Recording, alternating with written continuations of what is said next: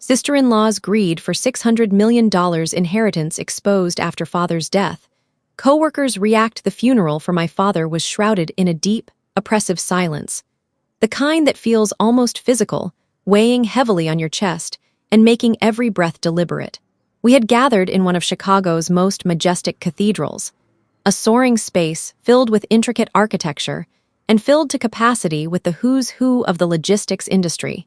CEOs, board members, longtime partners, and employees who had built their careers alongside my father. Yet, amid this sea of genuine mourners, my sister-in-law Samantha stood out not for her grief, but for her unmistakable ambition.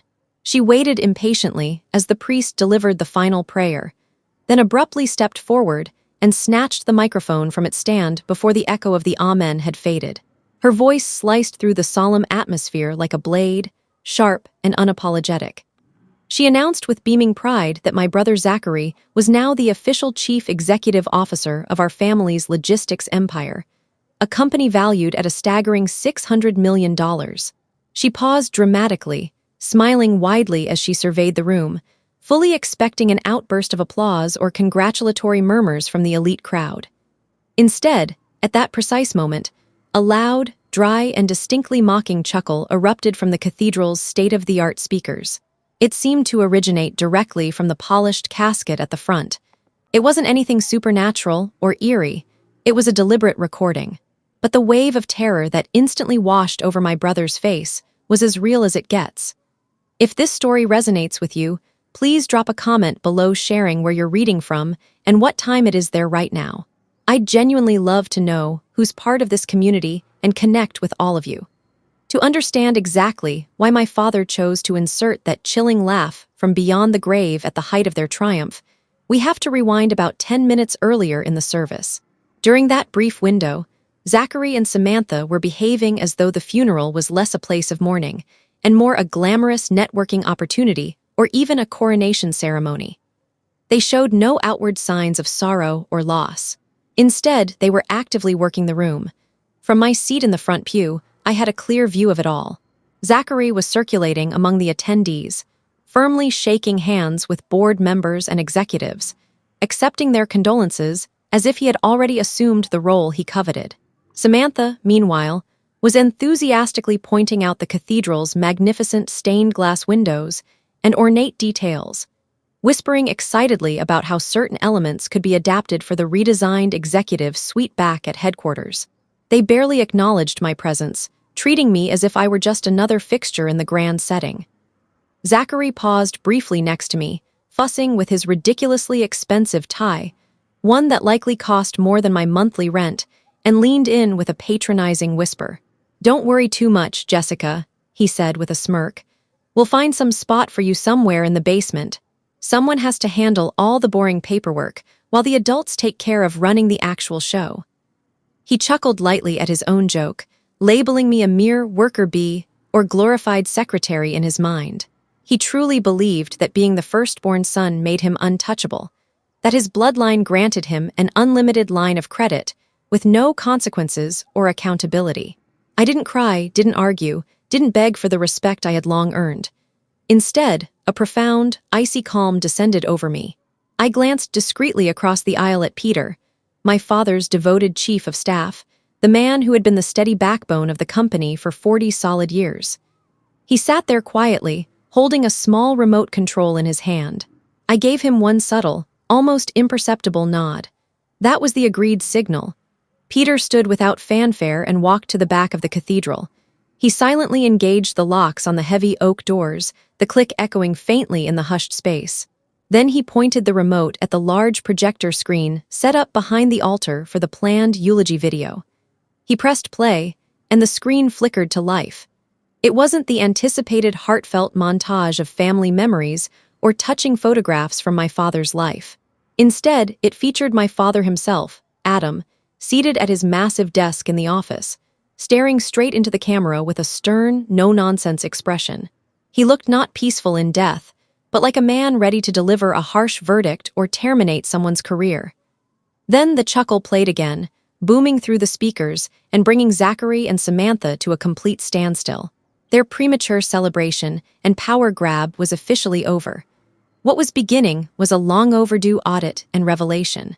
As the entire congregation turned their eyes to the massive screen, watching my father's face dominate the display in high definition, my own thoughts drifted away from the cathedral's sacred atmosphere.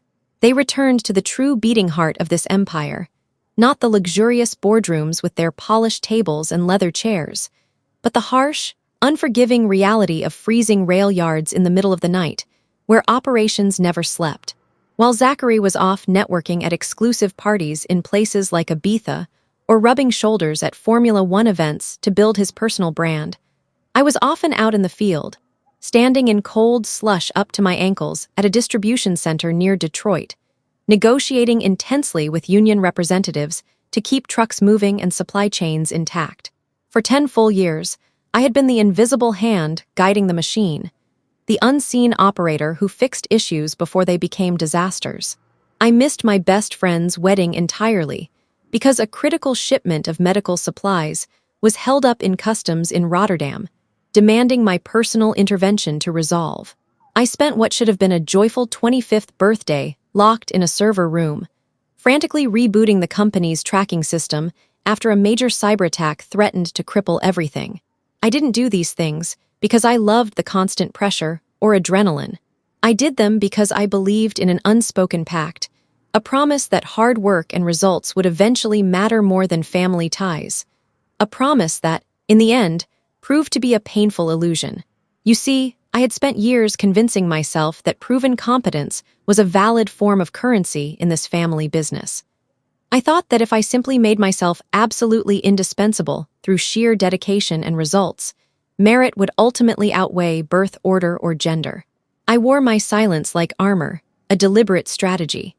In the cutthroat logistics world, a woman who speaks up too often is labeled emotional or demanding, while one who quietly solves massive problems is seen as a priceless asset. So I became that asset. I conducted exhaustive audits of fuel costs across the fleet. I optimized shipping routes to reduce delays and expenses.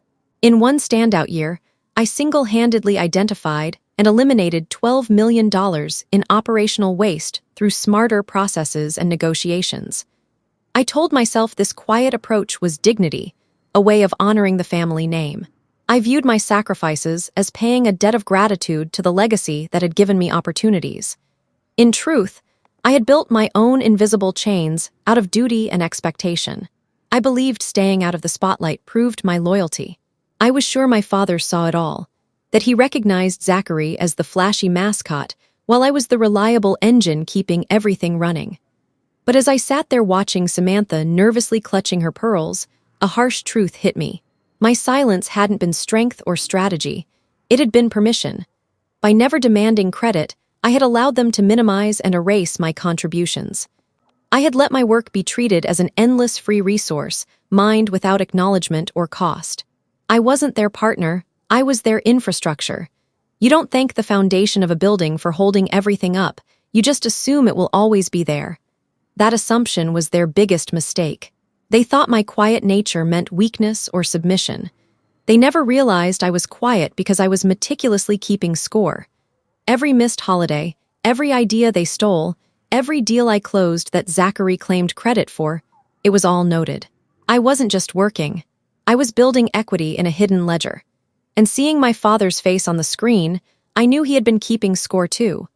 He had watched Zachary treat the company like a personal ATM while I protected it like a living organism. The chains were about to snap, and the sound would be thunderous. To understand why I felt zero guilt watching my brother panic in that church, go back 3 days. My father had been gone less than 4 hours. The coroner had just left. But Zachary and Samantha didn't go to the funeral home or console family. They headed straight to corporate headquarters. I was already there in my father's office with Peter, working to calm the stock price drop and reassure global partners that the company would remain stable. We grieved, but we worked because this business demands it. Then the elevator opened, and they arrived like conquerors. Zachary wasn't in black. He wore a flashy navy suit screaming new wealth. He didn't ask about arrangements or employees. He walked to my father's hand-built oak desk, running his finger along it. "This has to go," he said. "Too rustic. I want glass, chrome, something visionary." Samantha was on her phone calling designers. "We need to gut this floor," she declared. "It smells like old men and diesel. Add a lounge, wet bar, helipad. Zachary needs an entrance." Peter tried reason. "Liquidity crisis, pension worries." Zachary laughed. "Relax, Peter. You're old news. This is your notice." He grabbed my urgent manifests, tossed them on the floor. "You, Jessica, handle filing and coffee. You're good at boring stuff, like a glorified secretary. Keep lights on while I spend profits." They talked about selling the fleet for a Tuscany villa. Remote work is the future. They planned to dismantle 50 years of legacy for endless vacation. They thought title equaled power. They didn't know power comes from respect, and they lost it all in 60 minutes. I didn't fight. I picked up the papers, organized them, looked at Peter, plan formed. They could have the title, but the crown was lead and it would sink them. The video didn't show happy memories. Father leaned back, arms crossed, eyes hard from 40 years of battles. "Zachary, you've waited for me to die to spend freely. You thought my checks were love, they were tests." Spreadsheet appeared. Miami nightclub $2.4 M bankrupt. Cars $1.8 M scrapped. Branding $400K year. I gave rope, you noosed yourself. Those gifts were loans against inheritance. Debt over 6M, forfeit everything, transfer to debt payer. Someone paid $6.2M, Jessica, with bonuses, savings, sweat. You sold it mistake by mistake, your sister bought it. She owns it all. Samantha shoved him. "You lied." He ran to me. "Joke, family." He looked small without the money prop. I handed termination envelope. Access revoked, repay 200K, board ready to work. Leaving felt free. Peter opened door for me now. Past warehouse, now mine, earned. Samantha filed divorce, ignored, blocked Zachary. No guilt, cut dead weight. Slept peacefully, empire safe. Thank you for watching my story. If you enjoyed it, please subscribe and press the bell icon. Stay tuned for more real-life stories, get more experiences.